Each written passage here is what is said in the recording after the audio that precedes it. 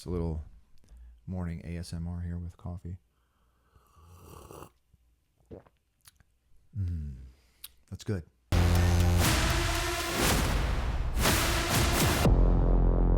What is going on, everyone? Tim from Tierfon Orbital, another Krayt Slayer. I'm not complaining at all. I'm not. In fact, I love getting this hilt.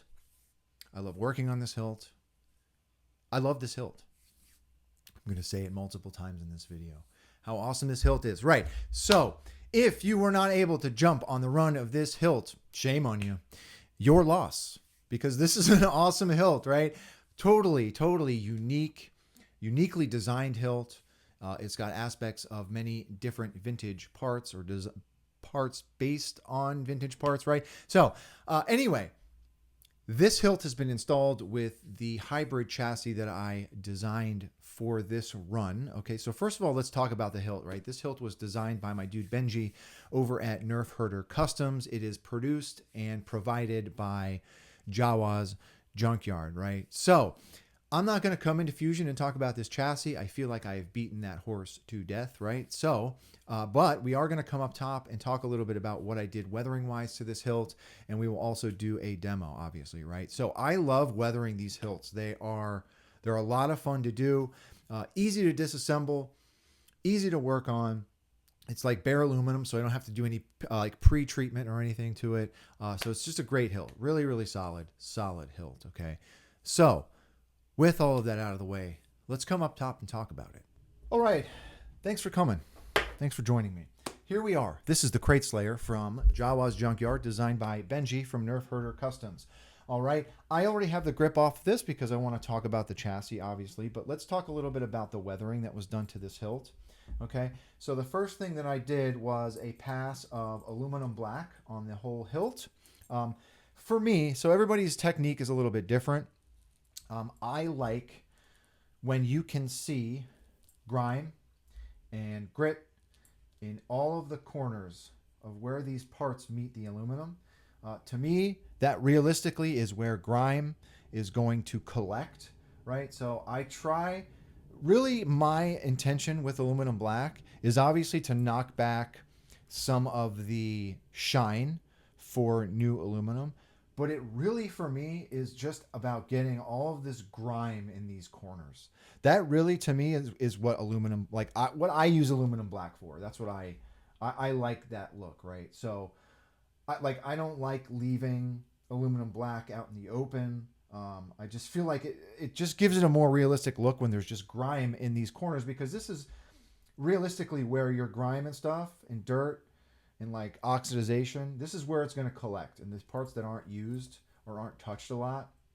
All right, so that's what I like to do with aluminum black. So I did a pass of aluminum black on the whole hilt, the upper section as well as the grip. Okay, then I came back and got in these corners with a burnt sienna wash. Right now that I'm thinking about it, I actually learned my rust and dirt technique from Benji. A long time ago, Benji had a weathering video, where he used burnt sienna to give like a faux rust look. So thank you, Benji, for that.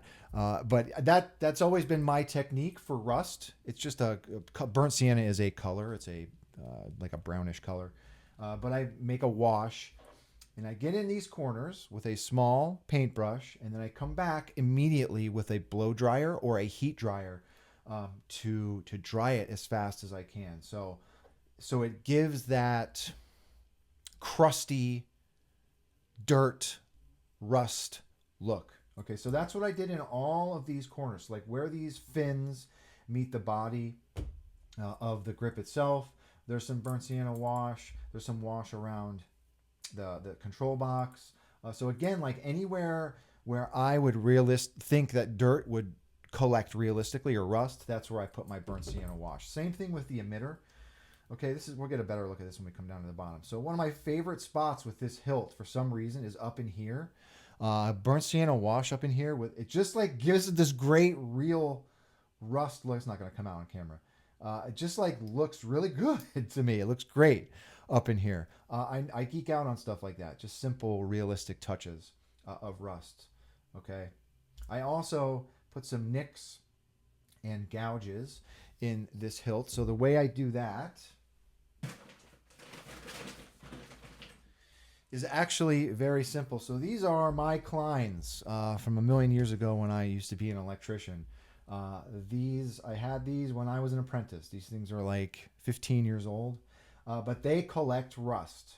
So I like to take these and I will knock and bang into aluminum. And the cool thing about that, this is another really small touch that nobody will ever notice except for me, but I think it's a great little piece of detail. Because there is rust on the end of this, when I bang into this hilt, it will also impart rust on the inside of these gouges. So I also like the fact that this is not like a uniform shape. It's not like a hammer. So you're not going to you're going to get a weird, unique, like hole or mark into the hilt, right? So that's why I like to use my Kleins. So anyhow, let's talk about the chassis. So the chassis, the main body of the chassis is done in MJF nylon, okay? And then the upper is obviously all full brass, okay? So I was grateful and fortunate enough and flattered to be asked to design the chassis for this hilt, or a chassis for this. Is not the chassis, it's a chassis for this hilt, and it is a marble reveal, or a Krayt dragon pearl reveal chamber. Okay, so in this chamber I've got a quartz marble that is super cloudy. It really helps to dissipate and diffuse the light from that neopixel, so it looks really good. Okay, 28mm speaker at the bottom. My camera will focus. All right, that's from Smugglers.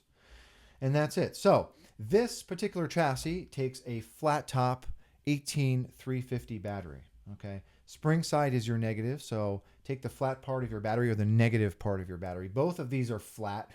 This is a flat top 18350. So negative side is down towards the speaker. The hilt is going to come on because we don't have a kill switch in this build, right? But there's that marble, super bright, nice and cloudy. And I've got two rectangular LEDs as accents, one red and one blue. Okay. So once your battery is in, so the way that I put my grips on, you want to kind of be careful not to catch those. Whoops. You want to kind of see. I hit the switch with this grip. You want to be careful not to catch those switches. See, I call it with the grip, because the switches are relatively high.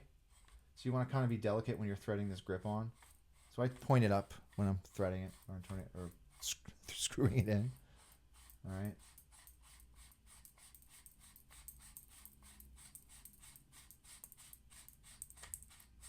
Almost there. There we go. So once your grip is on, you want to line these holes up. This also comes with, it's kind of like a decorative screw to help clock the grip and keep it in place. But this is designed on a, this lower grip is designed off of a Canon Y cell holder. Okay, and these are usually red, these buttons in the middle. So I like to paint these red when I'm doing these builds.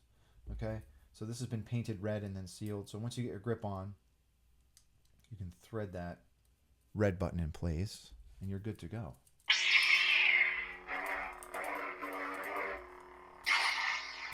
All right. So let's come down to the bottom. Okay. So another really awesome thing, I love that we get a good look at that marble chamber in the inside of the hilt through these windows. I think that's a great touch. Great sounding hilt. Great feeling hilt. Super unique.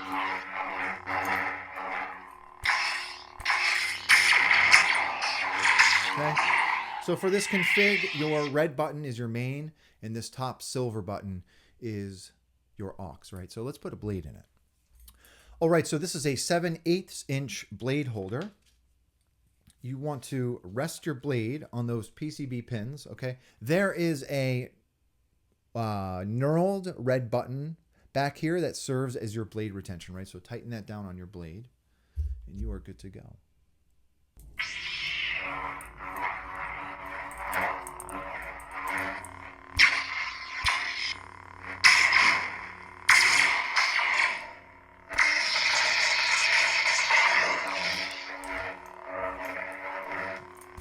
Love how this hilt sounds. Let's see what else we got on here.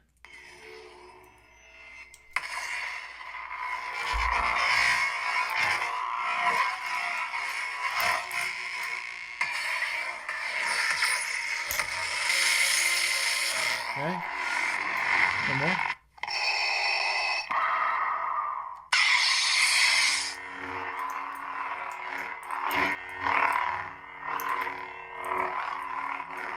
Okay.